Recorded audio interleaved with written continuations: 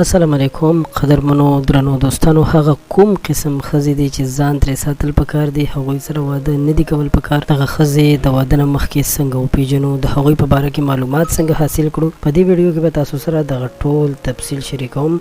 قدرمنو درنو دوستانو، تاسو ته معلومه ده چې زموږ په اسلامي او پښتنه ټولنه کې هر سړی چې څوک واده کوي هغه دا کوشش کوي چې یو داسې دینداره کورنۍ کې دینداره جینۍ سره واده وکړي چې د هغه زندگی هم د خوشحالو ډکه شي او د هغه په کور کې داسې بې اتفاقي یا داسې کارونه شروع نشي چې د ورونو په منځ کې بې اتفاقي جوړه شي. نو د دې لپاره څه کول پکار دي دوستانو؟ د ټولو نه اول خو چې یو څوک غواړي رشته وکړي نو باید دا خبرې په ذهن کې ولري چې یو دینداره کورنۍ کې دینداره جینۍ سره د واده کولو کوشش وکړي، ځکه چې اکثر خلک داسې کوي چې هغه د جینۍ حسن و جمال ته ګوري، یعنی وایي چې کومه جینۍ ښکلې وي زه به هغې سره واده کوم او د هغې دینداري په نظر کې نه نیسي. نو د هغې انجام بیا دا شي چې هغې سره وخت نه تېرېږي، ځکه چې نن سبا د موبایل د وجې جنکو ټوله دنیا کتلې ده. د موبایل د استعمال په وجه باندې جنکو چې کومې بېحیایۍ ته لاس اچولی دی نو انسان د هغې سوچ هم نشي کولی. نو د دې دپاره زموږ د دې ویډیو مقصد دا و چې تاسو هم خپلو بچو ته داسې اسلامي تعلیمات ورکړئ چې هغوی